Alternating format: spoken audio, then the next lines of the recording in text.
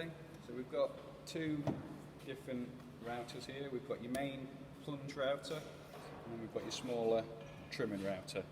So if I go through the trimming router first, because it's got less features, this has got the same features but obviously in a bigger scale with a few more.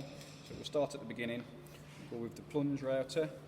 So this has got, enables you to put it, a little trimming router. It hasn't got plunge capacity on it, so you need to set the depth to wherever you want of it. So let's say we haven't got a bit for it, but let's say we'll set to a certain depth, you then lock it off there. So you'd have your cutter coming out through here, you set it to that depth, and then it would stay at that fixed depth. So when you were routing and moving along something, you wouldn't have to push down on it, it just stays at that one fixed depth. This is the collar that tightens up, which you notice there as that turns, that will put grip on the cutter. So this is a typical cutter, but this is the wrong size. This is just for the bigger one. This is a 1/2 inch cutter. Notice that hole is considerably smaller. So this is for a 1/4 inch cutters. And this bit big, 1/2 inch cutter, it won't go in. You need to make sure you've got the right size cutter in there, and then, like I say, that will tighten up and loosen with a pair of spanners. You push that down, which would lock the chuck up, and then put a spanner on there, which would tighten the collar up around there. So we've got the collar where your cutter fixes into the chuck. Got your depth adjustment, so we release that, and that will change the depth set. And that's the base thing on that. To turn this machine on, straight up on here we've got an on-off switch. That would be on. That's off, so it's not plugged in at the moment, so we haven't got any danger of that happening. We'd turn it on, and then the cutter would start moving.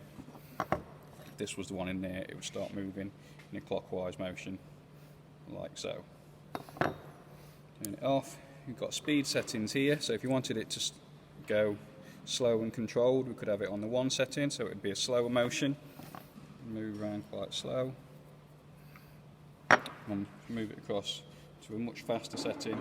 That cutter would move around a lot quicker in there.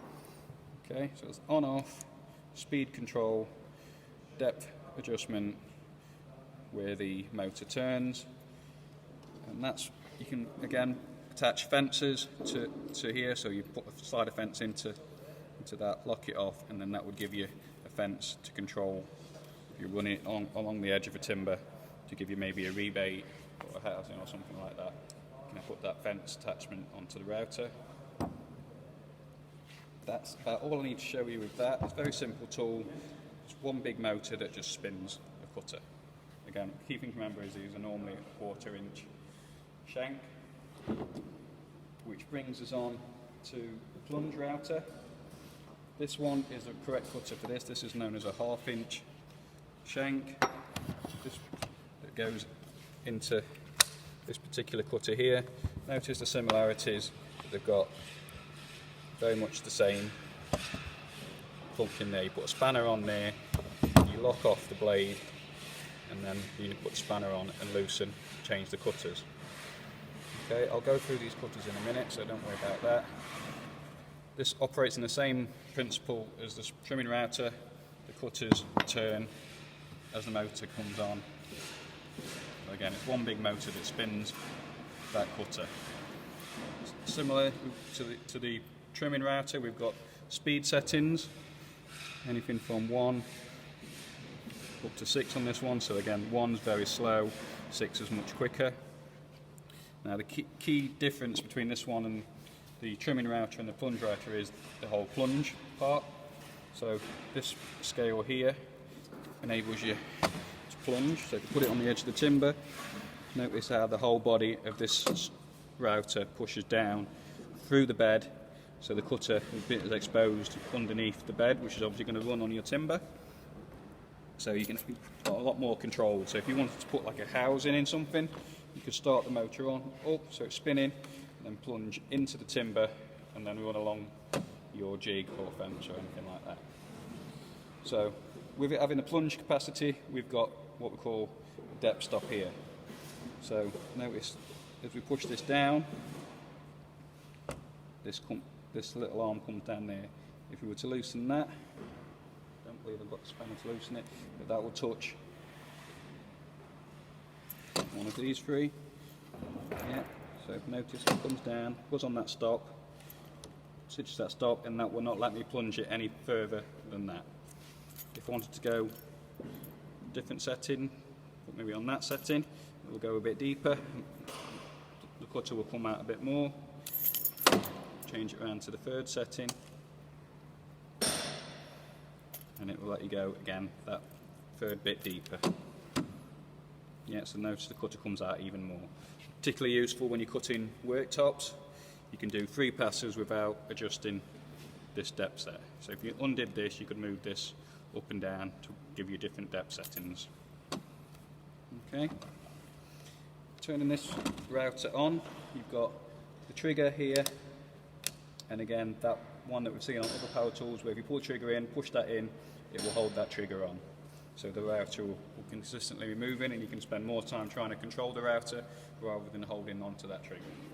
To release it again, you just simply push that trigger again and it will come off. On this side of the handle, as we push down and on the base, this has got a lock, an unlock turn, so if we turn this way, that would lock the router at that depth of plunge. So we haven't got to push down all the time and hold it there. We can lock it off, and then we can concentrate on using the router as we want to. To release, we undo it, and then that would release that lock, and the router can come up.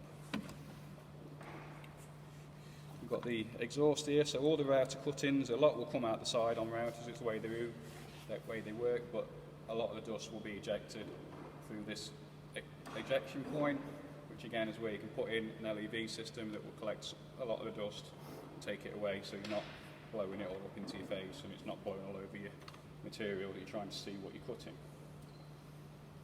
That's about all the various different cutters. So we've got this one, we've got a round over one, so it has got, notice the profile there is round, so that will cut a round over on the timber.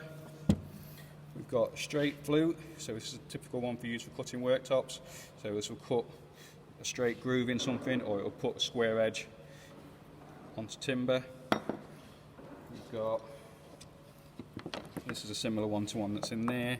We've got a rebate one, so again it just cuts, if you want to just cut a rebate into it or a groove into the timber, you could set that at that depth and it will cut that thickness into the timber. Got a smaller one with a moulding, an overlow mould on there, which will cut an overlow mould across the top of the, along the edge of that timber. So it will cut that profile of cutting along the edge of the timber. So most of these cutters have what we call this wheel on it. That's the guide. So when this router's cutting, you're down to this depth. Once you move it into it, this roller will hit the side of the timber, and then that will then be your guide. So if this is moving round, you can move the router across, and that roller will hit the timber, and it will make sure it's a consistent moulded cut all the way along that edge. Okay.